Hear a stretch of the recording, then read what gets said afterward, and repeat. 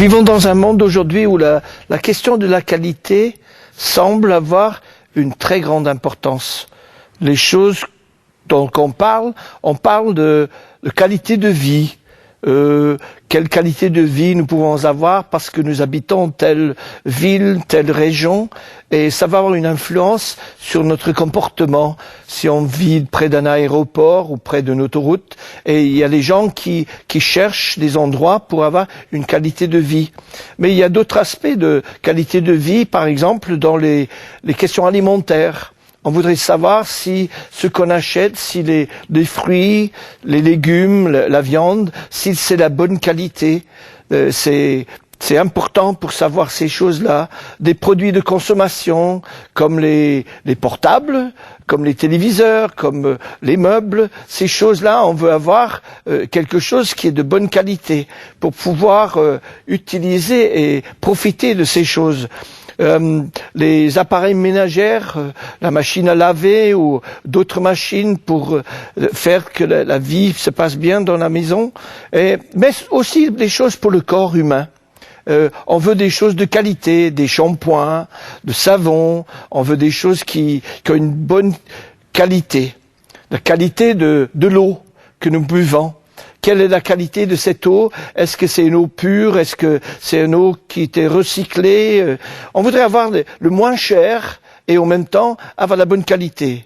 Il est intéressant de parler avec les gens qui ont fait des marchés aux puces, des brocantes, et qui ont fait des affaires. Ils ont cherché un article quelconque pour trouver quelque chose, très très bon marché, mais de bonne qualité. Et c'est important de voir ça. On voit aussi qu'ils disent, j'ai trouvé un trésor, quelque chose qui pour moi a vraiment la valeur. Et vous savez que la valeur de quelque chose n'est pas toujours en euros ou en argent, en billets, mais la valeur est souvent dans le cœur de la personne. La chose que nous pouvons prendre, qui peut avoir la valeur, que pour d'autres, ça n'a pas de valeur. Et c'est pour ça que des gens peuvent acheter des voitures qui étaient là dans les années 50 ou 40 et avoir des voitures qui consomment beaucoup, mais pour eux, c'est des véritables trésors.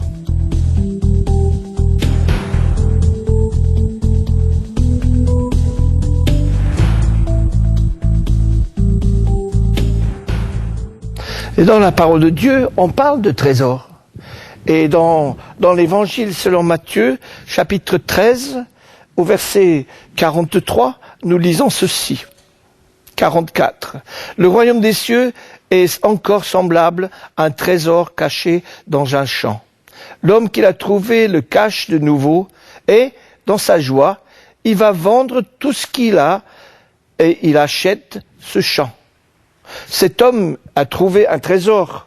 Ce trésor, on ne sait pas du tout comment le trésor est arrivé là, mais le fait que le trésor soit caché donne l'indication qu'il y a peut-être quelqu'un un jour qui a pris ce trésor et qui l'a mis dans ce champ. Ce qui est intéressant, on ne donne pas d'idée de ce que c'est ce trésor. Et comme j'ai dit tout à l'heure, le trésor peut être quelque chose qui est un trésor parce que dans mon cœur, ça a de la valeur. Que pour d'autres personnes, ces choses-là n'ont pas de valeur. Et là, il trouve ce trésor qui était caché. Et peut-être encore caché par quelqu'un qui voulait le récupérer plus tard. Peut-être quelqu'un qui avait caché ces choses et on sait qu'il y a des gens qui, pendant des temps de guerre, cachent des choses. Et il y a des amis là qui ont acheté une maison dans la région des Cévennes, qui ont acheté une maison qui est très très ancienne. Et en essayant de rénover la maison, ils ont découvert, en enlevant le plâtre, dans la maison, ils ont trouvé des documents qui dataient d'il y a 300 ans. Et c'était des registres de naissance des enfants. Parce que à cette époque-là, les gens, s'ils ne passaient pas par la voie officielle, ils n'avaient pas d'état civil. Et là, ils ont caché ces choses pour que ça ne soit pas trouvé par les dragons, par les soldats qui venaient. Et ces choses-là, ils ont sorti, et il y a des registres de naissance, même de mariage des personnes il y a 300 ans. Et ces choses-là, c'est caché pour protéger. Donc on ne sait pas pourquoi ce trésor a été mis dans ce champ, et qui l'a mis. On ne sait pas même la valeur de ce trésor, mais ce trésor est là. Et un jour, cette personne arrive et trouve ce trésor. Et pour elle, ce trésor a une grande valeur, à un tel point que ça change son comportement. C'est intéressant de voir comment cette personne va réagir quand elle a trouvé ce trésor. Parce que ce trésor caché est maintenant plus caché pour elle, mais qu'est-ce qu'elle fait? Elle laisse le trésor là où il est. Et qu'est-ce qu'il fait? Elle recouvre ce trésor pour que ce trésor reste caché pour tout le monde. Tout le monde n'a pas encore la connaissance d'où est ce trésor, mais tout le monde pourrait le trouver un jour.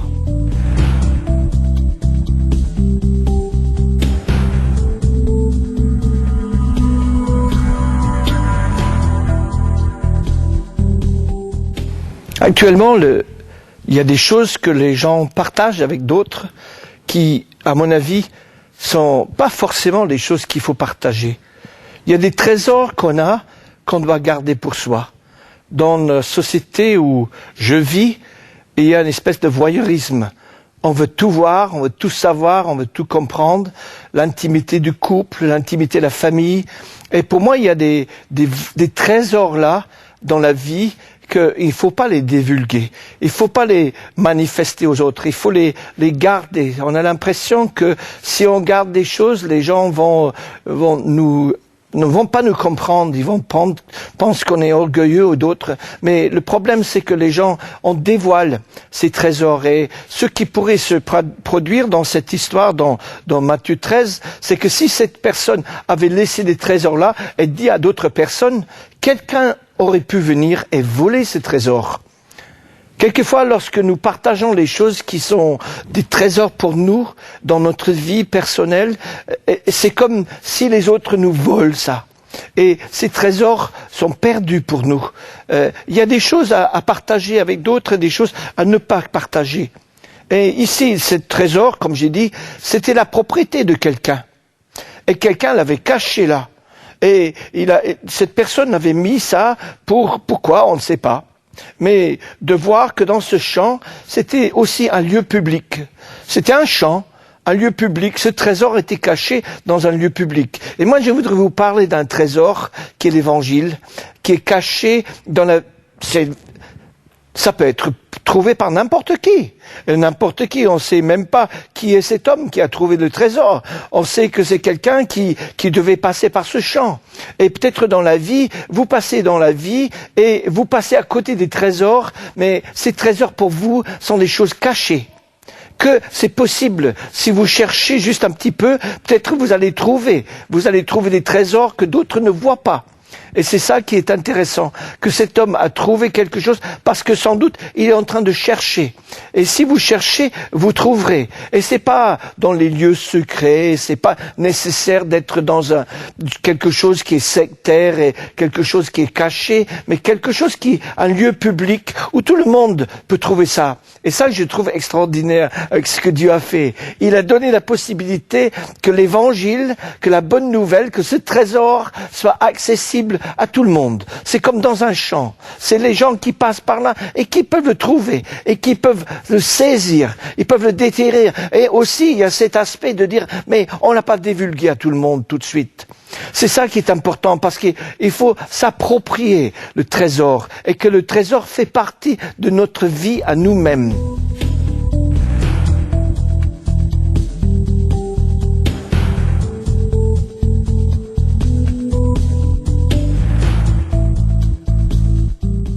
Donc, la personne qui trouve ce trésor, c'est intéressant, c'est sans doute quelqu'un qui cherchait.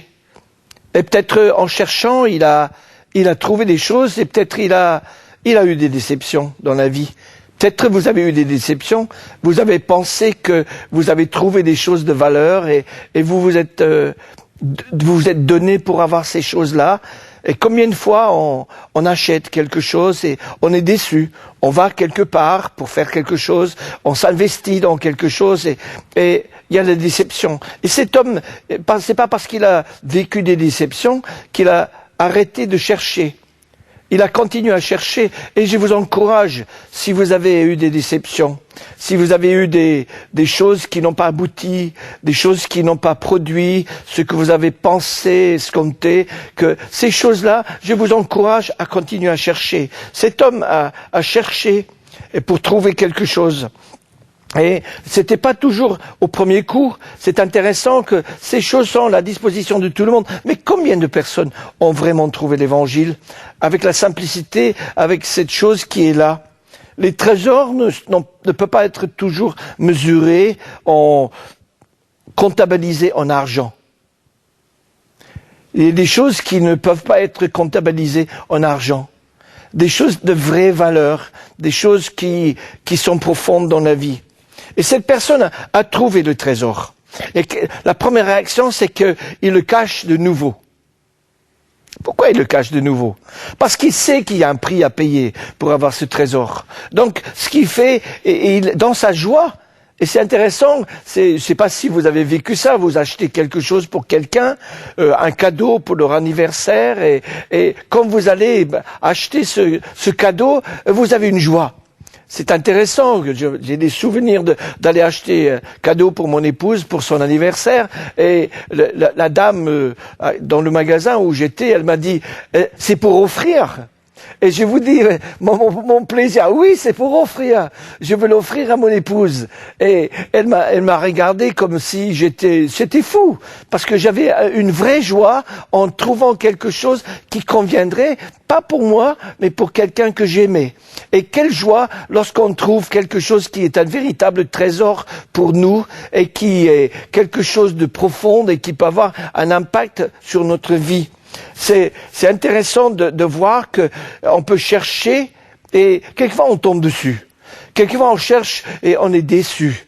Mais je vous dis, continuez à chercher, parce qu'il y a des trésors que vous et moi, nous pouvons trouver. Nous pouvons les découvrir parce qu'ils sont là. Ils ont été placés sur notre chemin par Dieu, qui place des choses sur notre chemin. Il y a des moments précis où ces trésors peuvent être révélés à nos cœurs.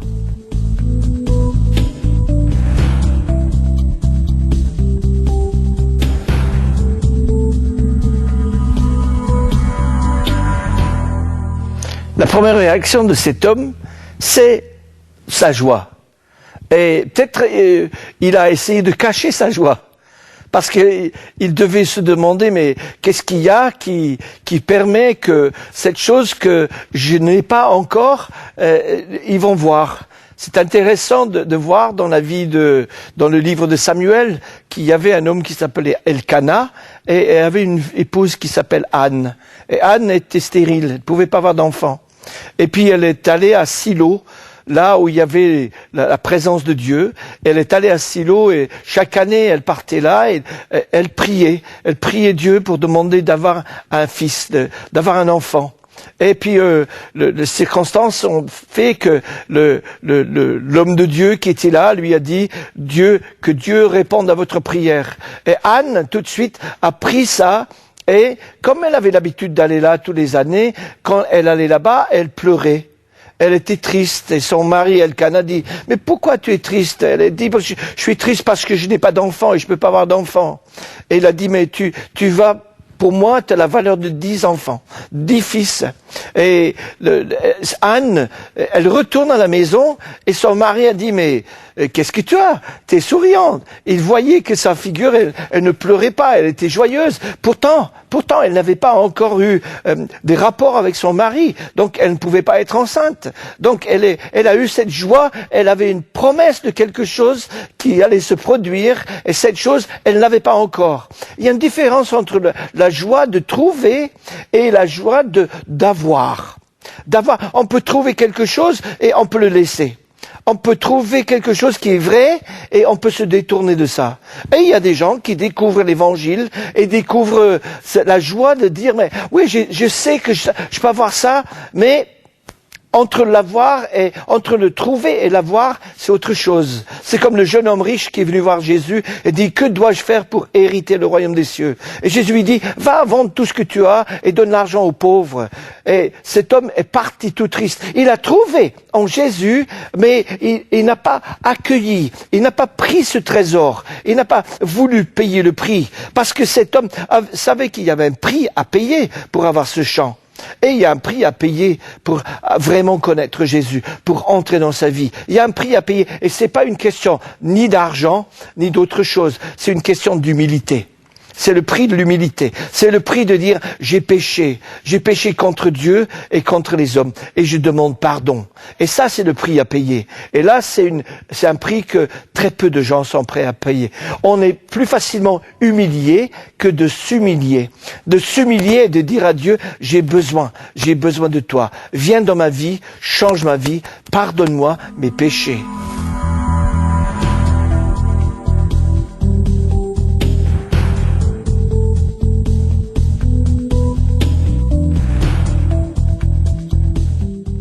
Dans ce premier parabole que Jésus a donné, il parlait de cet homme qui a trouvé un trésor dans un champ et il y avait un prix à payer.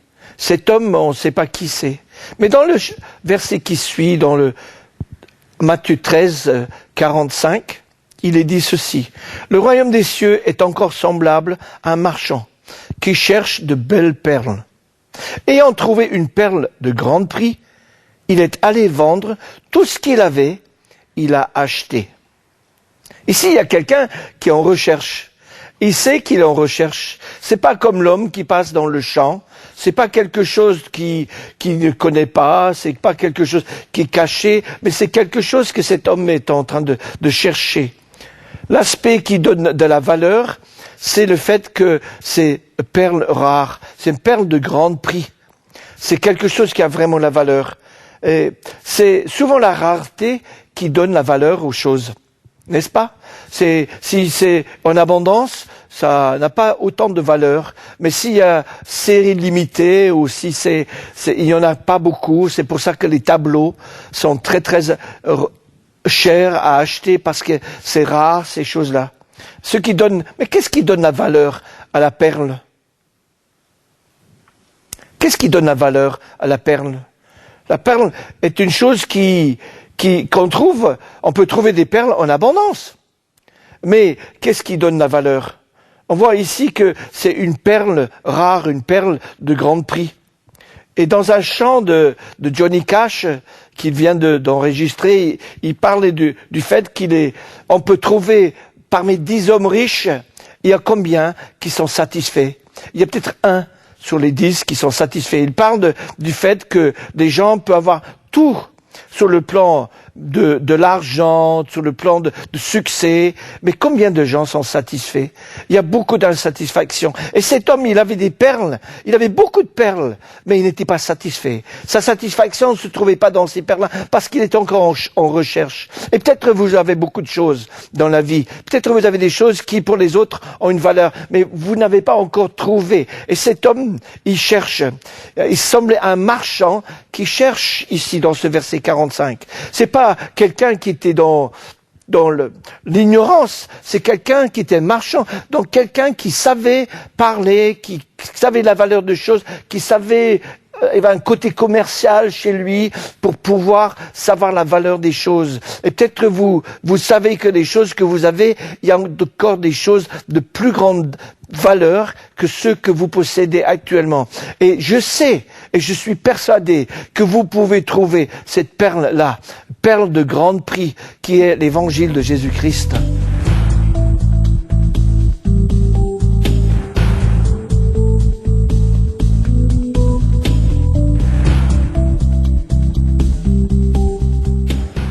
L'argent seul ne peut pas nous acheter certaines choses. Ça ne peut pas nous acheter notre jeunesse. Ça ne peut pas acheter les années passées parce qu'on est vieux, qu'on est plus âgé. L'argent ne peut pas nous racheter des années. L'argent ne peut pas nous acheter des amis.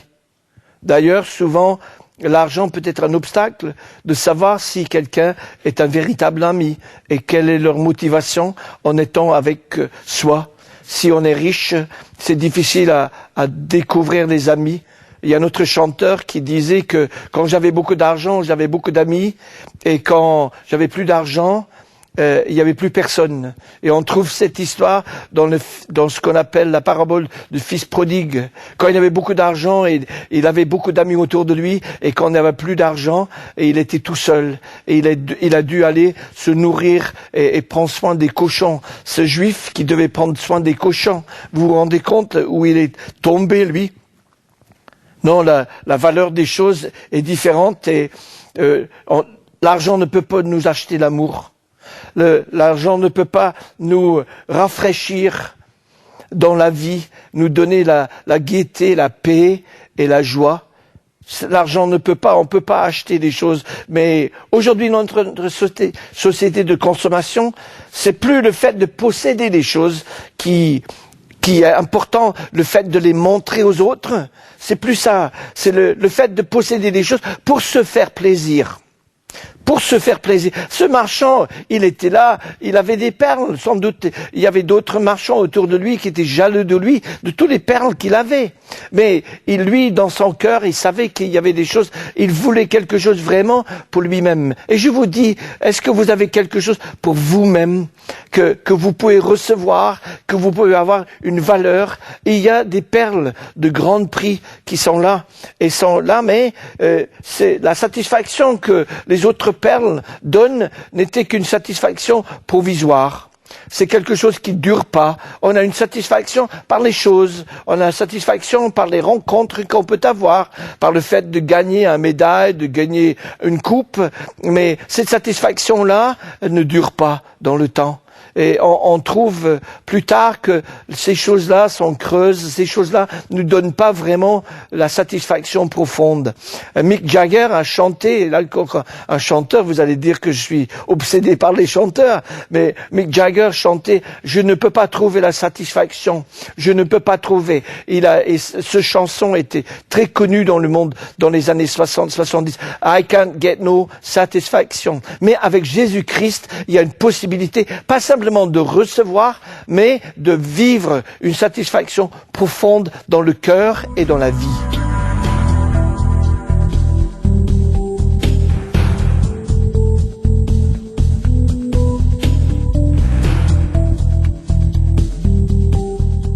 Ce marchand avait cherché à d'autres moments.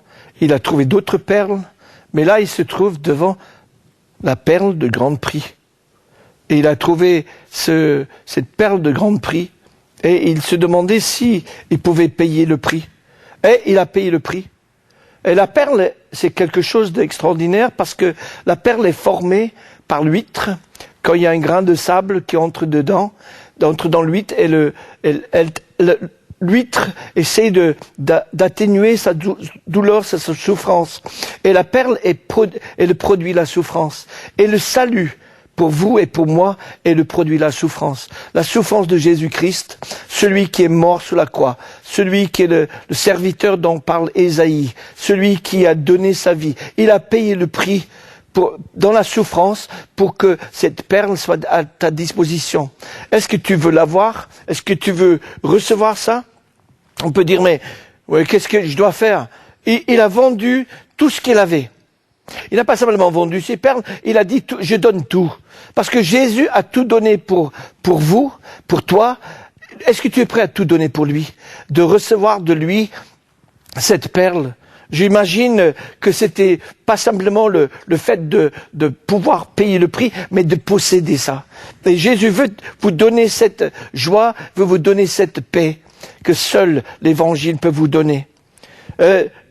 Quelqu'un a dit ceci. Ce n'est pas un homme stupide qui est prêt à donner ce qu'il ne peut pas conserver pour obtenir ce qu'il ne peut pas perdre. Vous êtes prêts à ça? De donner ce que vous ne pouvez pas garder pour recevoir quelque chose que vous ne pouvez pas perdre. Parce que si vous vous donnez à Jésus, il va jamais vous décevoir. Et c'est pas simplement que l'homme était possédé par la perle, mais l'homme avait la perle. Et c'est pas simplement que vous recevez quelque chose, mais que cette chose vient dans votre vie. Vous pouvez connaître ça. Cherchez et vous trouverez. Frappez et on vous ouvrira. Demandez et vous recevrez. Matthieu 6, 33. Ces choses-là sont dans la parole de Dieu. Je vous conseille, cherche et vous trouverez. Que ça soit un trésor que vous trouvez dans la vie de tous les jours, dans un champ, ou que ça soit quelque chose que vous cherchez, continuez, recevez de Dieu, parce qu'il y a des trésors, il y a des choses de grande valeur qui n'ont pas la valeur de l'argent, qui ne peuvent pas être achetées, mais qui sont là à notre disposition si nous voulons les recevoir.